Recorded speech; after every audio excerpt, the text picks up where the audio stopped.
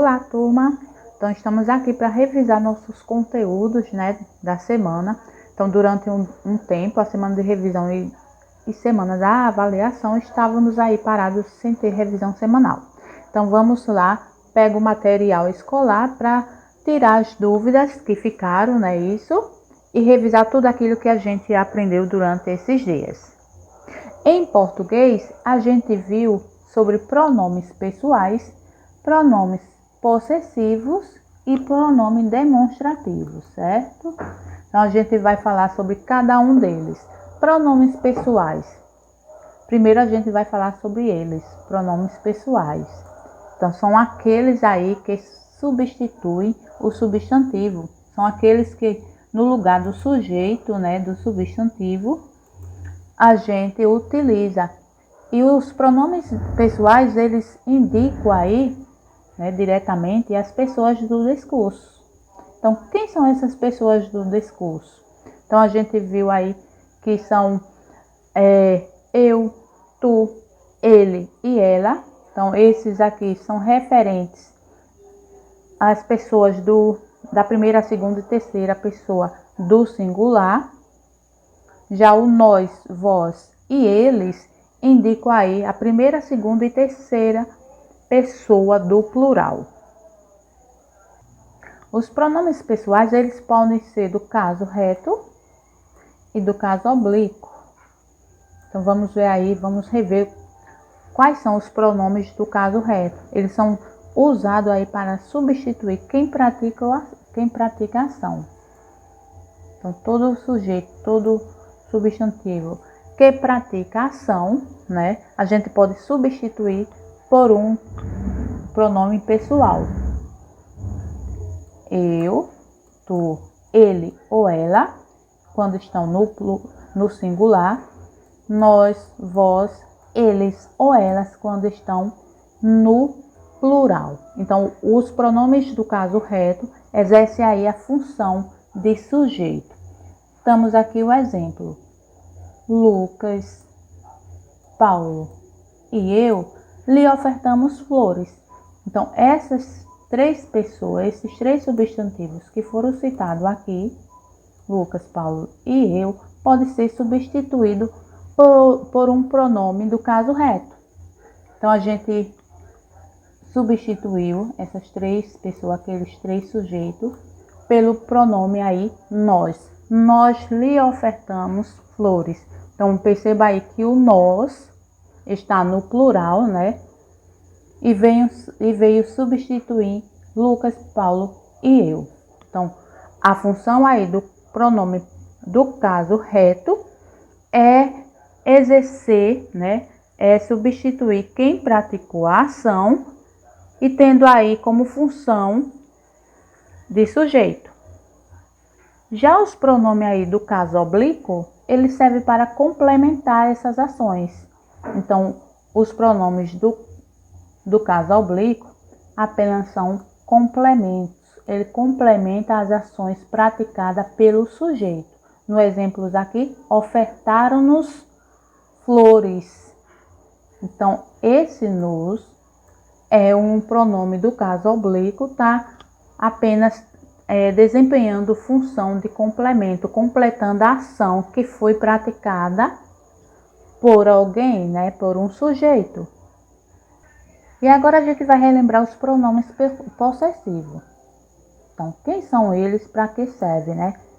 Então, os pronomes possessivos são palavras aí que, ao indicar a pessoa gramatical, né, ou seja, o possuidor, acrescentam a ela a ideia de posse de algo, seja de alguma coisa, né, de um objeto, de uma pessoa, ou seja, da coisa possuída. Essa ideia de posse que os pronomes possessivos têm, né, indicam, também está relacionada às três pessoas do discurso. Primeira pessoa, segunda pessoa e terceira pessoa. Então, temos aqui, na primeira pessoa do singular, meu, minha, meus e minhas. Então, quando está relacionado à primeira pessoa do singular, ou seja, eu. Na segunda pessoa do singular, temos aí teu, tua, teus e tuas. Então, posso dizer, os teus, né? Os teus tênis estão atrapalhando a passagem. Então, esses teus, mesmo estando aqui no plural, está relacionado aí à segunda pessoa do singular. Na terceira pessoa do singular temos seu, sua, seus e suas. Temos também a primeira pessoa do plural. Então, essa segunda parte aqui está relacionada ao plural. Primeira, segunda e terceira pessoa. A primeira pessoa do plural, que é o nós. Então, os pronomes possessivos nosso, nossa, nosso e nossas. Na segunda pessoa do plural, vosso, vossa, vossos e vossas. E na terceira pessoa, seu, sua, seus e suas. Então, veja aí que os pronomes possessivos indicam posse, né, de algo e está relacionado também às três pessoas do discurso. Por último, a gente vai rever aí sobre os pronomes demonstrativos. Quem são eles e o que indicam, né? Então, os pronomes demonstrativos, eles indicam tanto no espaço como no tempo a posição de um ser em relação às pessoas do discurso. Então, novamente, as pessoas do discurso é primeira, segunda e terceira pessoa, seja ele no singular ou no plural. Já os pronomes demonstrativos podem ser variáveis, ou seja, aqueles que modificam, né, em gênero e número, e invariáveis, aqueles que não modificam, mesmo que o sujeito aí esteja no plural ou no singular, masculino ou feminino. Então, os variáveis são este, esta, este e esta e estas, e os invariáveis, isto. Então, este, esta e isto, né, isso, tem referência a seres ou objetos que se encontram perto de quem está falando.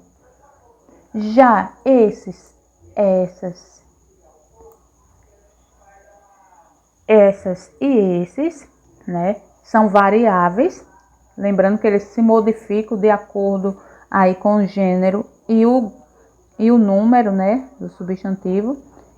Eles estão relacionados aí a objeto ou a seres que se encontram longe de quem fala, mais perto aí de quem ouve.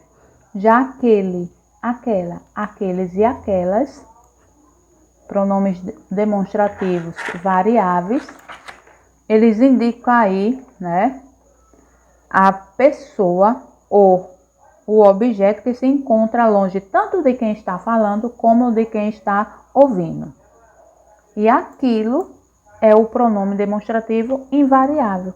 Ele não se modifica mesmo que o objeto, que algo ou se esteja no plural ou no gênero masculino e feminino. Então, a gente viu aí os três tipos de pronome, né? Pessoais, possessivos e demonstrativos, e todos eles relacionados aí a pessoas do discurso. Primeira, segunda, terceira pessoa do singular, primeira, segunda e terceira pessoa do plural. Em matemática, a gente continuou a ver sobre resolução de problemas, não é isso? Então, todo problema matemática envolve aí as 4 operações: a adição, a subtração, a multiplicação e a divisão. Então, essas 4 operações estão envolvidas aí na resolução de problemas. Então, todos os dias a gente depara com esses problemas, né, a serem resolvidos. Então, seja ele com soma e subtração, com multiplicação ou divisão. Então, basta a gente saber qual é a estratégia, ou seja, de que maneira eu vou resolver esses problemas.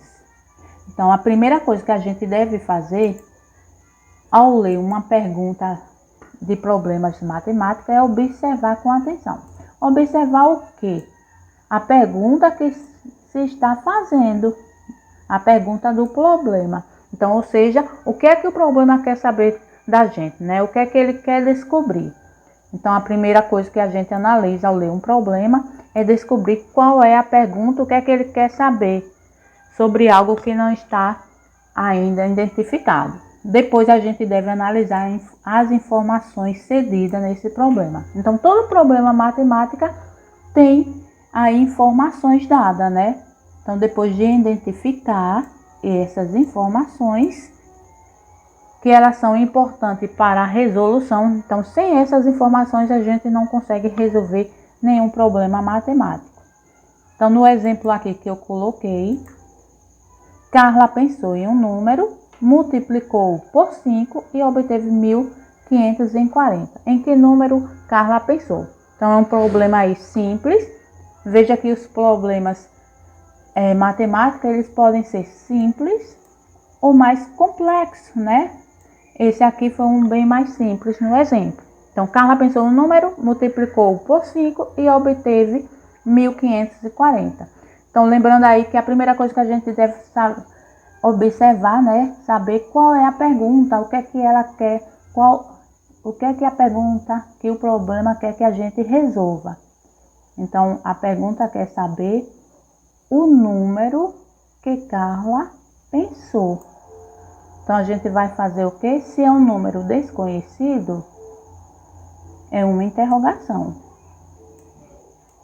Ela pensou em um número, multiplicou esse número por 5 e obteve, ou seja, o resultado, né, foi de 1540. Então, veja aí que a gente vai fazer o quê? Um sistema, uma sentençazinha. Interrogação para o número desconhecido, multiplicado por 5, que deu 1540. Lembrando que em alguns problemas, né, nem sempre só vem com uma das operações. Então, temos aqui a multiplicação. Então, a gente vai tentar resolver. Então, se é uma multiplicação, a gente vai fazer uma operação inversa. Multiplicação, ela tem como operação inversa a divisão. Então, novamente, interrogação, porque eu não conheço esse número. Igual. Por que igual? Porque eu vou pegar aí esse resultado de 1540 e vou fazer a operação inversa da multiplicação, que é a divisão. Então, ao dividir 1540 por 5, então, na conta, a gente vai saber que o número desconhecido, a interrogaçãozinha, é igual a 308. Então, ao armar aí a sentença matemática, eu descubro que o número desconhecido pensado por Carla foi de 308, né? Que ela multiplicou por 5 e obteve aí 1540. Então, os problemas matemáticos, tudo vai depender de observar qual foi a pergunta, o que é que o problema quer saber, analisar as perguntas e arrumar a sentença matemática. Vamos relembrar aí sobre os movimentos e fases da Lua. Então, a gente viu semana passada sobre os movimentos da Terra. Então, a gente viu aí que a Terra está sempre em movimento. Então, a gente viu que durante algum tempo acreditou que era o Sol que girava aí em torno da Terra, né? Ou seja, essa teoria aí, essa forma de pensar era chamada de geocentrismo. Então, depois a gente viu que perceberam através das observações que era a Terra que girava em torno aí, né, em redor do Sol. Então, essa teoria, essa forma de pensar, essa nova descoberta ficou conhecida como a teoria do heliocentrismo. Então, a gente viu aí que tanto a Terra tem movimento, está em constante movimento, né? Como a Lua tem também movimentos. Assim como tem movimentos, tem aí fases. Então, a Lua apresenta 3 movimentos principais: o de rotação, revolução e o de translação. O de rotação é o que ele faz aí em torno do próprio eixo. Então a gente viu que assim como a Terra gira em volta dela mesma, a Lua também apresenta aí esse movimento, o movimento de rotação que ela faz em torno dela mesma, ou seja, em torno do próprio eixo. Já o movimento de revolução é o movimento que a Lua faz ao redor da Terra. Então, enquanto ela gira ao redor do próprio eixo, né, ela também vai girando aí ao redor da Terra. Esse é o movimento chamado aí de revolução. Já o movimento de translação é o movimento que a Lua faz ao redor do Sol, junto com a Terra. Então, só para lembrar que a Terra também faz esses movimentos de rotação e de translação. Assim como a Terra que gira em torno de si mesma, né, do próprio eixo, a Lua faz esse movimento. E o movimento de translação é quando ela faz, né, ela vai girando aí ao redor do Sol, enquanto realiza o movimento da revolução ao redor da Terra. Então, por acompanhar a Terra, a translação da Lua também tem a mesma duração, leva o mesmo tempo, ou seja, 365 dias aproximados. Então, esse é o tempo que a Lua faz ao redor do Sol. Isso porque ela faz junto com a Terra. Como a Terra leva 365 dias aproximados para dar a volta em torno do Sol, a Lua também leva esse mesmo tempo. Já a fase da Lua, elas representam aí os diferentes aspectos que vemos do satélite natural da Terra ao longo de um ciclo. Então, a fase da Lua, ela representa aí, né? Elas são vistas de maneiras diferentes nos hemisférios da Terra, tanto no hemisfério sul como no norte. Então, essas fases são vistas de diferentes posições em relação à Terra e em relação ao Sol. Isso faz com que a parte da Lua que seja iluminada seja vista de diferentes formas ao longo aí de um ciclo. Então, essa fase acontece em virtude da variação de sua posição, tanto em relação ao planeta, né, ao planeta Terra, como a posição que esteja relacionada ao Sol. Então, as fases da Lua vai depender da posição que ela esteja ocupando. Então, a Lua apresenta aí 4 fases. Essas 4 fases são as principais: Lua nova, Lua crescente, Lua cheia e Lua minguante. Então, as fases da Lua, elas são as diferentes formas, né, da Lua ao ser observada da Terra e do local em que se encontra a pessoa que está observando. Isso enquanto a Lua realiza seu movimento de revolução. Já sobre os eclipses lunares acontece aí quando a Terra se posiciona entre o Sol e a Lua. Então, veja aqui na figura, a Terra está entre o Sol e a Lua, que está aqui bem escondidinha. Então, a sombra da Terra se projeta aí na Lua. A Lua se encontra aí numa escuridão total, chamada de umbra. Então, é isso quando acontece o eclipse lunar.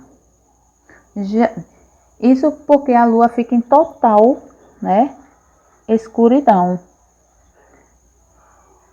Isso quando o eclipse é chamado de eclipse total. Já no eclipse parcial, a Lua se encontra em uma penumbra, ou seja, uma região mais clara, não bem escuro como a umbra, mas numa parte aqui, ó, que a gente está vendo, chamada de penumbra, ou seja, ela é mais clarinha. Então a Lua fica aí parcialmente encoberta, é quando acontece o eclipse parcial.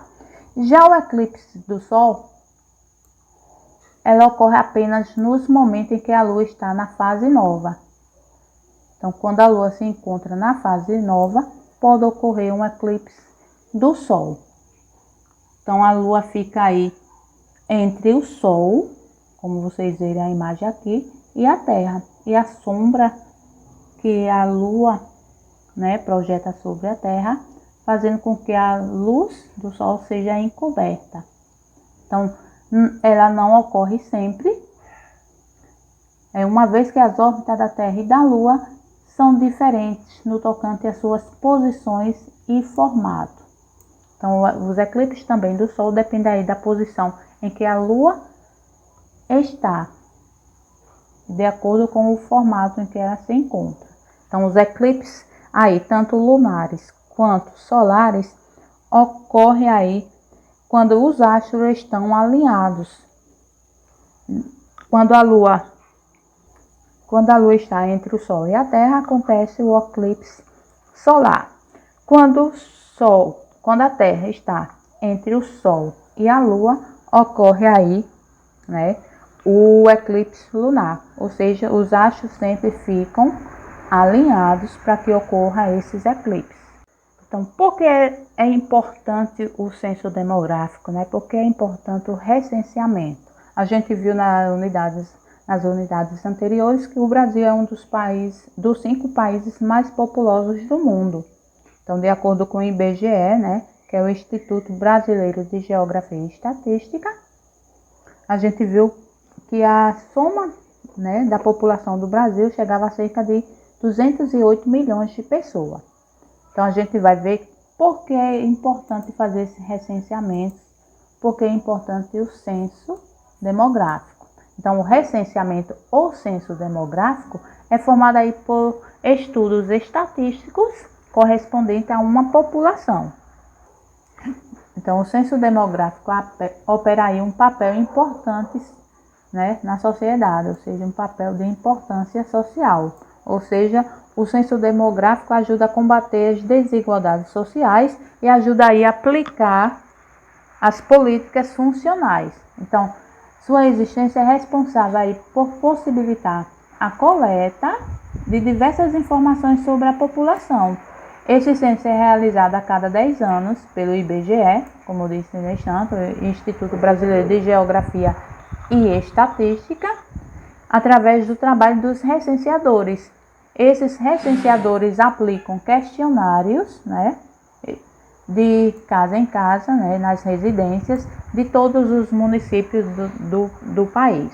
Então, os recenseadores ajudam a coletar as informações necessárias para que se possa combater as desigualdades sociais e para que se possa aplicar as políticas públicas funcionais de maneiras corretas nos locais adequados, né, nas comunidades que mais precisam daquela política. Então, essas informações são da idade das pessoas, do número de crianças em cada residência, em cada casa, quantos adultos e quantos idosos tem nessa residência. Então, conforme essas informações são coletadas, são analisadas e registradas, se sabe se a população do país está envelhecendo ou se tem mais adultos ou mais crianças. Também é coletado nesse recenseamento as relações, né, entre homens e mulheres, o grau de escolaridade, assim como a renda de cada pessoa da residência.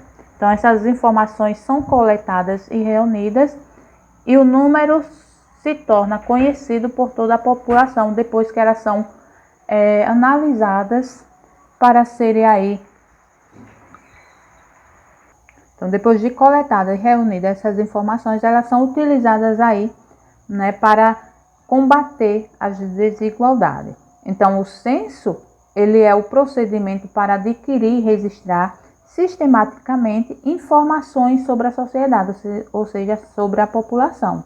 Então, o censo demográfico é formado aí pelo estudo estatísticos, né, correspondente a essa população, e além de obter informações sobre as pessoas, idade, número, quantos adultos e idosos, né? Além disso, elas coletam aí como vive essas pessoas, onde vive, né? E como estão. Então, a importância do censo demográfico é para obter essas informações, registrar e ajudar a combater as desigualdades sociais. Então, dessa forma, são aplicadas as políticas públicas funcionais, de forma que sejam conscientizados esses formuladores, né, de políticas sobre essas questões populacionais, como identificar, né, formas de exclusão social, de exclusão demográfica ou econômica. Então, tudo isso são analisadas e são formuladas de acordo com as informações coletadas pelos recenseadores. Então, a gente vai rever sobre a história dos patrimônios. Então, a gente viu aí que patrimônio, o conceito de patrimônio não existe isolado, só existe em relação a alguma coisa. Então, a gente viu também que o patrimônio pode ser cultural, histórico e ambiental. Então, a gente vai ver que o Brasil ele tem muitos bens culturais que já foram identificadas, né, como patrimônio cultural, sejam eles materiais ou imateriais. Então, esses bens culturais, ele pode ser considerado um patrimônio cultural material ou imaterial. Então, a gente viu aí o conceito, né, de patrimônio cultural, que é o conjunto de bens materiais e imateriais que conta a história de um povo e a relação que esse povo tem com o meio ambiente. Mas a gente vai ver que antigamente em nosso país, os bens materiais, os bens culturais, representavam apenas a história das elites do Brasil, ou seja, uma parcela da população rica e poderosa. Então, esses bens não consideravam nem expressavam a diversidade do povo brasileiro.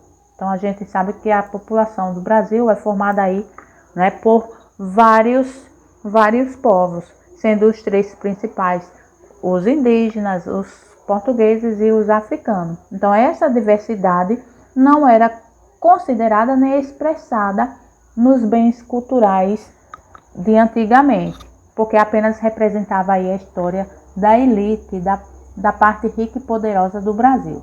Então, a partir da década de 1930, até quase os últimos anos do século XIX, era quase sempre o governo que determinava o que deveria ou não ser preservado. Então, a população em geral não participava desse processo.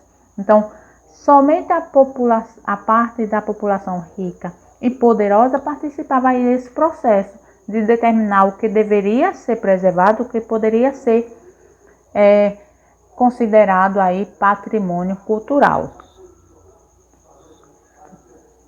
Então, geralmente, os bens preservados como patrimônio cultural eram as construções antigas que estavam ligadas à igreja, que estavam ligadas à família real ou a outros nomes aí da elite do país, ou seja, a parcela mais rica e poderosa da época. Então, os bens considerados patrimônio que eram preservados estavam ligados aí à família real e os elitizados, ou seja, a população, a parte rica e poderosa da época do nosso país, assim como as estátuas que eram feitas em homenagem a essa pequena parcela da população. Então, esses patrimônios eram considerados parte da história oficial do Brasil, sendo uma história produzida por meio dessa perspectiva, ou seja, do entendimento das classes dominantes, dos mais ricos, da elite.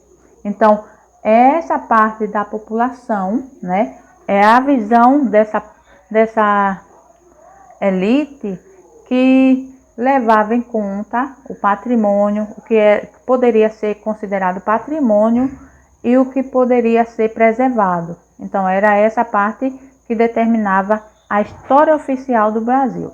Então, a gente vai ver que atualmente existe aí uma política de valorização, né, do patrimônio imaterial. A ideia sobre o que deve ou não ser preservado foi ao longo do tempo mudando. Então, hoje a gente percebe que o patrimônio, a identidade de um povo também já faz parte aí, né, do que é preservado, do que é considerado patrimônio. Então, apesar aí de passarem a considerar os conhecimentos e a diversidade da população brasileira, e não somente os bens culturais ligados aos eventos políticos ou aos heróis da história. Então, o conceito aí de patrimônio já foi mudando e considerando tanto os conhecimentos como as diversidades, bem como o folclore, as festividades, as manifestações, né? Elas também devem ser preservadas. Então, foram vendo que esses bens que são inatingíveis, que não podem ser tocados, também são considerados aí patrimônio. É o que a gente chama de patrimônio imaterial. Então, o patrimônio é tudo aquilo, né, que herdamos, é o legado que herdamos do nosso passado, que foi transmitido para as nossas gerações e que são preservadas, né, para ser transmitida para as gerações futuras. Então, essa aí é a história do que é patrimônio. Então, até o nosso próximo encontro. Então, veja aí que estudar é sempre um caminho para o sucesso. Então, espero que vocês tenham tirado as dúvidas que tenham ficado durante esses dias.